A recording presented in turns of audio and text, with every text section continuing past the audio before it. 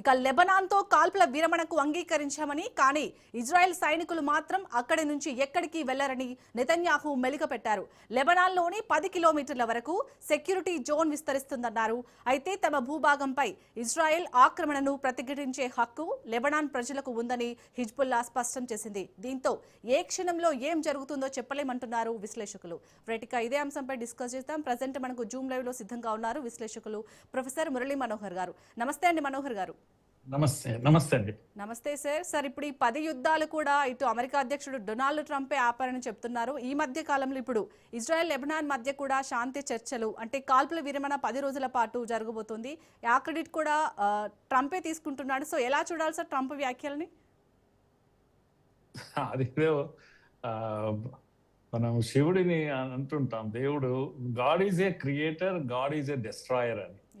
కనుక మన కాన్సెప్ట్ ఇది పాపం ట్రంప్ కు వర్తిస్తుంది. ట్రంప్ డెస్ట్రాయరా అంటే డెస్ట్రాయరే, క్రియేటర్ అంటే క్రియేటరే. కనుక యుద్ధాలను ఆయన్నే తయారు చేస్తాడు, యుద్ధాలు ఆయన్నే శాంతింపజేస్తాడు, ఒప్పందాలు చేస్తాడు, అన్ని ఆయనే అయి కూర్చున్నాడు. ఇప్పుడు ఈ ప్రపంచానికి సర్వం నేనే అని చెప్పేస్తున్నాడు. కనుక ఇది ఆ ట్రంప్ తెంపరితనానికి హద్దులు లేదు. ఆయన అసలు మన సినిమాలో హాస్య నటుడి ఒక పాత్ర ఉంటుంది అప్పుడప్పుడు, అది బాగుంటుంది. కానీ యుద్ధంలో హాస్యం అనేది మనం మొదటిసారి చూస్తున్నాం. యుద్ధం ఒకవైపు జరుగుతుంటుంది, రక్తపాతం అవుతుంది, మొత్తం ప్రపంచ ఆర్థిక స్థితి అంతా కూడా టాప్సీ టర్వీ అయిపోతుంది.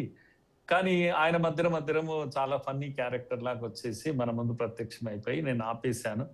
ఏది ఏమైనా అండి, మనమైతే ఈ యుద్ధంలో మనం చూడాల్సింది ఏంటంటే, ఇరాన్ అమెరికా యుద్ధం చాలా పెద్ద యుద్ధంగా మనం చూస్తున్నాము. హర్ముజ్ జలసంధి ఆగిపోవడము, అందరికి ఇబ్బంది కలగడం, ఇవన్నీ చూస్తున్నాం. కానీ యాక్చువల్గా ఈ యుద్ధం ఇరాన్ అమెరికాది కానే కాదు. ఈ యుద్ధం ఇజ్రాయిల్ యొక్క సెక్యూరిటీ సమస్య. చుట్టూ ఉన్నటువంటి ఈ 3 రాక్షసులు అని చెప్పొచ్చు మనం, హమాస్ కానీ, హిజ్బుల్లా కానీ, హౌతీలు కానీ, వీళ్ళంతా టెర్రర్ గ్రూపులు. వాళ్ళకేమీ ఒక బాధ్యత ఉండదు, ఏమీ ఉండదు. లెబనాన్ ప్రభుత్వం నడిపేది ఎవరు? హిజ్బుల్లాలు. కనుక ఈ హిజ్బుల్లా అనేది ఒక టెర్రర్ గ్రూప్, అది దానికి ఏ బాధ్యత లేదు.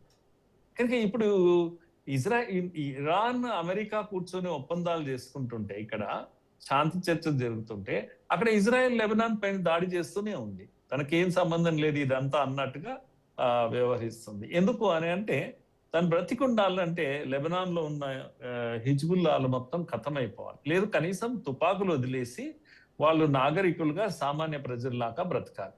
ఎంతవరకు వాళ్ళ చేతిలో గన్స్ ఉంటాయో అంతవరకు ఇజ్రాయిల్ కు ప్రమాదం పొంచి ఉంది.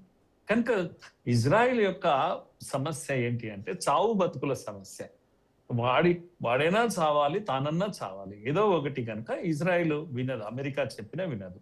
కనుక ఇరాన్ పైన దాడి చేసినప్పుడు, ఖొమైనీని ఖతం చేసినప్పుడు, 50 మంది కమాండర్స్ ను అందరినీ ఖతం చేసినప్పుడు ఎవరున్నారు అక్కడ పక్కల? నెతన్యాహు ఉన్నాడు. ట్రంప్ దాడి చేయలేదు, అసలు నెతన్యాహు చేయించాడు. అయ్యా ఇది సమయము, రెడీగా ఉన్నారు, నువ్వు అంటే నేను కొట్టేస్తాను అన్నాడు. ఖొమైనీని కొట్టేశాడు. ఖొమైనీని కొట్టేస్తే యుద్ధం ఆగుతుందా? కాదు. ఇంకో ఖొమైనీ వచ్చి కూర్చున్నాడు.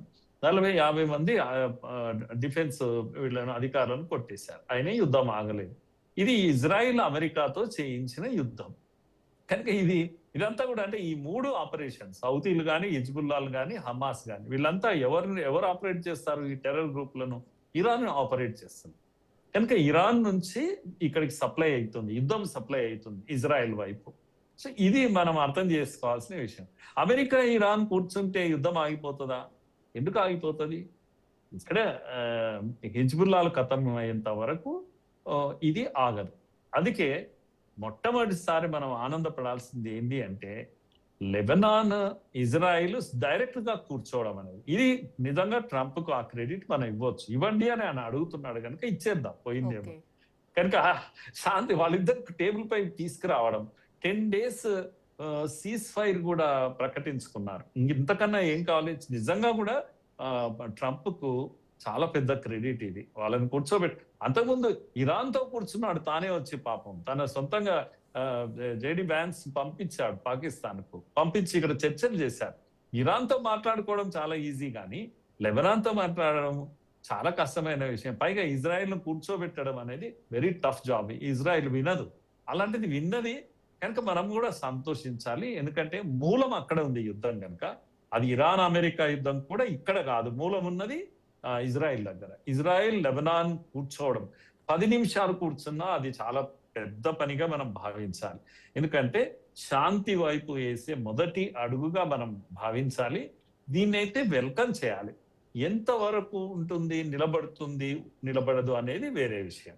ఇక దీంట్లో ఆయన స్కోర్ ఒకటి చెప్పాడు కదా, 18 ఏళ్ళు ఏవో యుద్ధాలు జరిగాయి అని చెప్పేసి, బహుశా వియత్నాం వాటి గురించి ఆయన రెఫరెన్స్ ఇచ్చారో ఏమో. అలాగే ఉక్రెయిన్ తర్వాత రష్యా, ఇది కూడా నిజంగా 4 ఏళ్ళు దాటిపోయింది. అంటే సంవత్సరాలకు ఓల్డెన్ డేస్ లో సినిమాలు ఆడేదమ్మా 300 రోజులు 400 రోజు అని. అమితాబ్ బచ్చన్ సినిమాలు వాళ్ళ అలా ఆడుతుంటే ఆశ్చర్యం అనిపించేది. ఇప్పుడు అలా ఆడడం లేదు. కానీ ఇప్పుడు యుద్ధాలు అలా ఉన్నాయి. 2 ఏళ్ళు అయిపోయింది, 3 ఏళ్ళు అయిపోయింది. లాంగ్ టైం యుద్ధాలు ఒకవైపు ప్రపంచం అంతా జరుగుతూ ఉంటే చూసారా, నేను జస్ట్ 2 months కూడా తీసుకోలేదు, ఇరాన్ యుద్ధం క్లోజ్ చేయబోతున్నాను అని గొప్పగా చెప్పుకున్నాడు. చెప్పుకోవడం కాదు, చేతుల్లో చేయడం చాలా కష్టము. ఇరాన్తో ఇంకా పూర్తి కాలేదు. హర్ముజ్ జలసంధి దగ్గర వెళ్ళి తాను కూర్చున్నాడు. ఏమంటాం, రౌడీ రాముడు కొంటె కృష్ణుడు పాత్ర ఎవరు ట్రంప్ పోషిస్తూ ఉన్నాడు. కనుక ఇప్పుడు అందరికీ సమస్య వచ్చి కూర్చున్నది. అక్కడ హర్ముజ్ జలసంధిలో ఇవన్నీ షిప్స్ కనుక మూవ్ కాకపోతే చాలా కష్టమే. బహుశా నేను అనుకుంటా ఇరాన్ కూడా దిగి వస్తుంది. ఇంతకన్నా ముందుకు వెళ్ళడానికి ఇంకా ఎనర్జీ ఇరాన్ దగ్గర ఉంది అని మనం అనుకోలేము ఆ విధంగా. కనుక ఇది క్రెడిట్ ఇద్దాము ఓ రకంగా. ఏమవుతుందో చూడాలి. ఈ 10 days కాల్పుల విరమణ ఇక్కడ ఇరాన్ తో కూడా బహుశా 14 రోజుల కాల్పుల విరమణ అది అమల్లో ఉంది. అది అమల్లో ఉంది. అది కూడా డేట్ దగ్గరికి వస్తా ఉంది. ఏమవుతుందో తొందరగా కూర్చోబోతే. కానీ ఈ లెబనాన్ ఇజ్రాయెల్ కూర్చోవడం వల్ల, సీజ్ ఫైర్ చేయడం వల్ల ఇది దానికి దోహదపడుతుంది. ఇరాన్ అమెరికా యొక్క సీజ్ ఫైర్ ను ఎక్స్టెండ్ చేసుకోవడానికి 14 కాదు, ఇంకొక 14 కూడా ఎక్స్టెండ్ చేసుకోవచ్చు. ఎందుకంటే ఈ టాక్స్ పీస్ఫుల్ గా జరగాలి కనుక వాళ్ళ మధ్యలో కూడా అది కొనసాగుతుంది. We have to wait and see. ఇది ఒక అద్భుతం, లెబనాన్ అండ్ ఇజ్రాయెల్ కూర్చోవడం, పరిష్కరించుకోవడం అనేది. మీరైతే మొత్తానికి ట్రంప్ కే ఇస్తున్నారు ఈ క్రెడిట్ అయితే 10 రోజుల పాటు సీజ్ ఫైర్ కి. సార్ అలాగే మరి సీజ్ ఫైర్ ఉన్నా కానీ హిజ్బుల్లా ఒప్పుకోకపోతే పరిస్థితి ఏంటి సార్ 10 రోజుల తర్వాత? అక్కడే మెలిక అంతా అక్కడే ఉంది. ఇక్కడ కూడా ఇరాన్ తో పెట్టిన మొదటి మెలిక ఏంటంటే అణ్వాయుధాలు అన్ని కూడా తొలగించాలి, ఉండడానికి వీల్లేదు. అంతవరకు అణ్వాయుధ రహితంగా ఉండిపోగలదు ఇరాన్. కానీ శుద్ధి చేసిన మొత్తం యురేనియం మాకు అప్పచెప్పాలి అని అంటున్నాడు. అది దుర్మార్గం. ఇరాన్ బహుశా అక్కడికి వచ్చాక ఆగిపోతుంది. అది అలా ఉంచితే, ఇప్పుడు మీరు అన్న పాయింట్ చాలా ప్రధానమైందమ్మా. ఇజ్రాయిల్ హిజ్బుల్లాతో ఒప్పందాలే లేవే. లెబనాన్తో కూర్చుంటున్నారు మీరు. ఎలా అయితే ఇరాన్ అమెరికా ఇజ్రాయెల్ గురించి ఏం పట్టించుకోకుండా ఇద్దరు కూర్చొని టాక్స్ ఫెయిల్ అయిపోయినాయని ఎలా వచ్చారో, ఇప్పుడు అలాంటి పిక్చరే ఇక్కడ కనిపిస్తుంది మనకు. ఎందుకంటే ఇక్కడ ఉన్నది ముగ్గురు, కూర్చుంటున్నది ఇద్దరే, లెబనాన్ అండ్ ఇజ్రాయెల్. ఇంకొక హిజ్బుల్లా అనేటువంటి టెర్రర్ గ్రూప్ ను వీళ్ళు పట్టించుకోవడం లేదు. ఎందుకంటే ఇది స్టేట్ కనుక, ఇది ప్రభుత్వము. ఇజ్రాయెల్ అనే ప్రభుత్వం, లెబనాన్ అనే ప్రభుత్వం. వాళ్ళు భాగం కాదు, ప్రభుత్వంలో భాగం కాదు. వాళ్ళు ప్రైవేట్ పార్టీ అది. కనుక టెర్రర్ గ్రూప్ అది. టెర్రర్ గ్రూప్ ను ఏం పట్టించుకోకుండా ఇద్దరు కూర్చొని, బహుశా లెబనాన్ హిజ్బుల్లాతో మాట్లాడుకొని ఉండాలి. అయ్యా మేము ఒప్పందం చేసుకుంటాం, మీరు కాస్త ఊరుకోండి అని. అయినా హిజ్బుల్లా వినే రకం కాదు. హిజ్బుల్లా ఆల్రెడీ బహిరంగ ప్రకటన చేస్తాను, మీరు ఏం కూర్చుంటారో ఏం చేస్తారో మాకు తెలియదు, కానీ మీరు ఆక్యుపై చేసిన, అంటే ఎవరు ఇజ్రాయెల్ ఆక్యుపై చేసిన 10 kilometers ఏదైతే రేంజ్ ఆఫ్ ఇది ఉందో సెక్యూరిటీ జోన్, అంటే కబ్జా పెట్టింది ఇజ్రాయెల్ లెబనాన్ది. అది అక్కడ ప్రజలకు రైట్ ఉంది అన్నట్టు. ప్రజలకు రైట్ ఉంది అంటే అర్థమైంది మేము యుద్ధం చేస్తాం ఎప్పుడు అని. చాలా మంది రాజకీయ నాయకులు అంటారు కదా, ప్రజలు తిరగబడతారు అని ఒక కామెంట్ చేస్తారు. అంటే అర్థం ఏంటంటే మేమే తిరగబడతామని చెప్పకుండా. అలా హిజ్బుల్లా ఈ భాష మాట్లాడుతుంది. ప్రజల హక్కు అది కనుక, వాళ్ళ ల్యాండ్ అది. అక్కడ నుంచి మీరు అంటే ఒప్పందాలు చేసుకునేటప్పుడు ముందుగా మీరు చేసుకోవాల్సింది ఏంటంటే, ఆక్యుపై చేసుకున్న ల్యాండ్ ను వదలాలి. ఇజ్రాయెల్ వదిలేసి పక్కకు వెళ్ళిపోవాలి. ఇజ్రాయెల్ ఆ మూడ్లో లేదు. ఇజ్రాయెల్ మాత్రం ఆక్యుపై చేసుకున్న ల్యాండ్ ను వదిలేటువంటి స్థితిలో లేదు. ఎందుకు అనే రీజన్స్ ఏంటి అంటే, ఇజ్రాయెల్ యొక్క ల్యాండ్ ఏరియా ఏదైతే ఉందో చాలా చిన్న దేశం అది. కనుక ఇక్కడ వీళ్ళతో హమాస్‌తో తను సమస్యలు ఎదుర్కొంటుంది. ఇక్కడ హిజ్బుల్లాహ్ తోటి కూడా సమస్య ఎదుర్కొంటుంది. కనుక ల్యాండ్ ఎక్స్‌పాన్షన్ వైపు వెళ్తా ఉంది. గ్రేటర్ ఇజ్రాయెల్ అనేటువంటి ఒక కాన్సెప్ట్‌తో పక్క దేశాలను అన్నిట్లో కూడా ల్యాండ్‌ను కబ్జా చేసే పనిలో ఉంది ఇప్పుడు ఇజ్రాయెల్. సరిపోవడం లేదు తనకు ప్లేస్. అందుకని ఇప్పుడు ఎట్లా యుద్ధం చేశాం, గెలుచుకున్నాం మేము ఈ ల్యాండ్ ఇవ్వము అనేటువంటి మూడ్‌లో ఉన్నారు. ఇది ఇవ్వకపోతే యుద్ధం ఆపేది లేదు అని హిజ్బుల్లాహ్‌లు డైరెక్ట్ గానే, ఇండైరెక్ట్ గానే చెప్తూ ఉన్నారు. కనుక శాంతి చర్చలు ఎంత వరకు ఉంటాయి? సీజ్ ఫైర్ కూడా ఆహ్, ఆహ్, ఎన్ని రోజులు ఉంటుంది? ఇది కంప్లీట్‌గా డౌట్ అది. కానీ ఇది మాత్రం గొప్ప విషయం. ఇద్దరు కూర్చోవడం, మాట్లాడుకోవడం అనేది చాలా గొప్ప విషయం. హిజ్బుల్లాలు, హమాస్లు, హౌతీలు ఈ 3 టెర్రర్ గ్రూప్లు డిసపియర్ అంతవరకు ఈ భూమి పైన లేకుండా పోయేంత వరకు ఇజ్రాయిల్ చేసే పోరాటం కొనసాగుతుంది. అది న్యాయమైన పోరాటం నేను అనేది. ఎందుకంటే వాళ్ళ బ్రతుకు తెరువు పోరాటం కనుక ఇది మనం ఇలా అర్థం చేసుకోవాలి.